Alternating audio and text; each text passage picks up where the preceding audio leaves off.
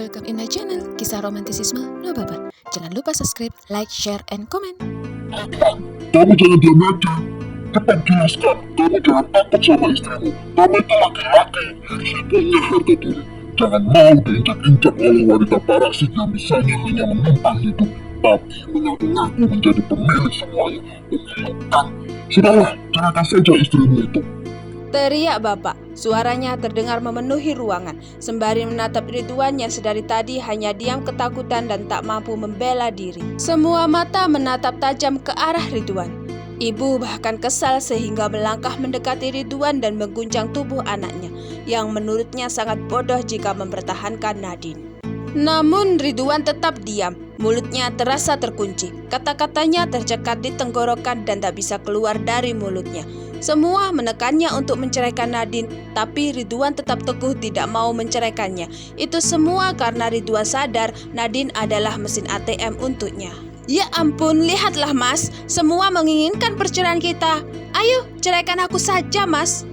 Pinta Nadine lantang sambil tersenyum menyeringai dengan tatapan mengejek. Kini Nadine menyadari kalau suaminya mempertahankan dirinya hanya karena kemampuannya dalam mencari uang, bukan karena cinta dan ingin hidup bersama seperti yang diungkapkannya semula. Nadine merasa sudah lelah dengan semua perlakuan keluarga Ridwan yang menganggapnya tak berharga dan semena-mena. Dia ingin keluarga Ridwan dan Rina tahu kalau penghasilannya lebih besar dari Ridwan. Ridwan, jangan diam aja. Cepat katakan, apa maksud istrimu sebenarnya? Bapak benar-benar gak ngerti. Bentak bapak dengan suara menggelegar. Ridwan gemetar ketakutan, bukan takut pada kemarahan orang tuanya, tapi Ridwan takut karena malu jika semua orang tahu kalau selama ini Nadine punya penghasilan lebih besar darinya. Bapak menatap Ridwan tajam, menuntut jawaban. Tubuh Ridwan gemetar, wajahnya tampak pucat pasi. Dia terpaksa harus memberitahukan tentang kondisi keuangan keluarganya dan dari mana sumber pendapatan keluarganya tersebut, hingga dia bisa membeli rumah dan mobil juga kehidupannya baik. Apalagi Ridwan juga dengan bangga sering memberi uang pada ibunya. Begini Pak, sebenarnya Nadine bekerja di rumah sebagai penulis novel online yang sudah kontrak dengan beberapa perusahaan. Penghasilan Nadine jutaan setiap bulannya. Oleh sebab itu, kami bisa membeli rumah dan mobil.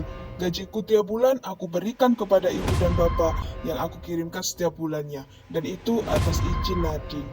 Ungkap Ridwan terbata seraya menundukkan kepalanya. Mata ibu dan bapak terbelalak mendengar ucapan Ridwan. Mereka mengalihkan pandangan kepada Nadine. Mulut ibu menganga lebar merasa tidak percaya dengan apa yang sudah didengarnya. Wanita yang selalu dihinanya ternyata mempunyai kemampuan yang luar biasa untuk menghasilkan uang.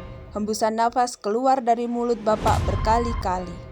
Ini benar-benar memalukan. Jadi, selama ini kamu membohongi kami. Tiba-tiba suara ketukan pelan terdengar dari pintu depan. Mereka semua terkejut. Nadine memandang ke arah pintu. Dia melangkah untuk membuka pintu.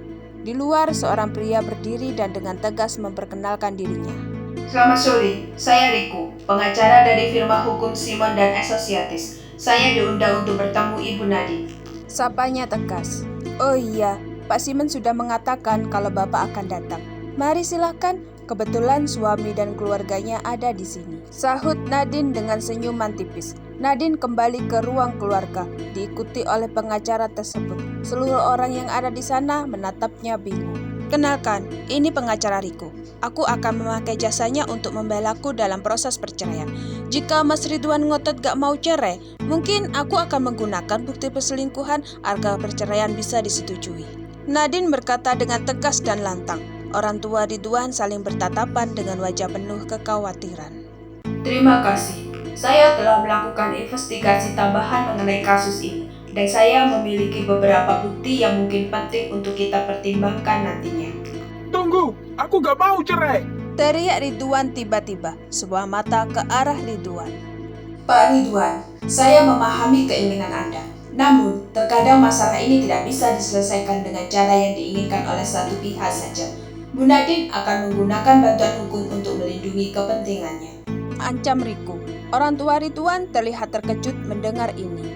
Oh iya, saya juga memiliki bukti yang menunjukkan perselingkuhannya dilakukan oleh Pak Ridwan. Jika kasus ini berlanjut ke pengadilan, bukti ini akan menjadi bagian dari pertimbangan hukum. Sebaiknya Bapak memikirkannya lagi, mengingat Bapak adalah pegawai pemerintah. Mungkin Bapak bisa kehilangan pekerjaan karena kasus ini.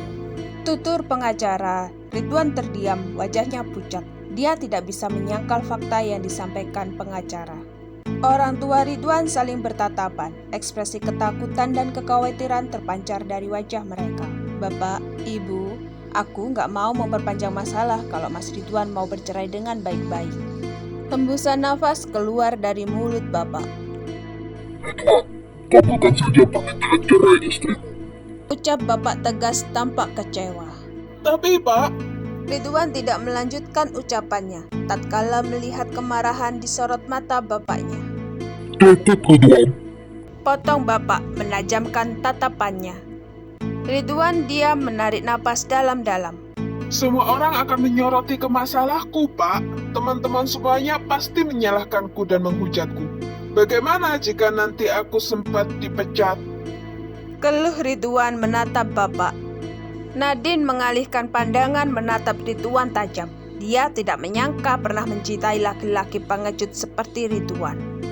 Seharusnya kamu berpikir dulu, Mas, sebelum melakukan perselingkuhan tentang konsekuensi yang akan kamu terima nantinya. Batin Nadine.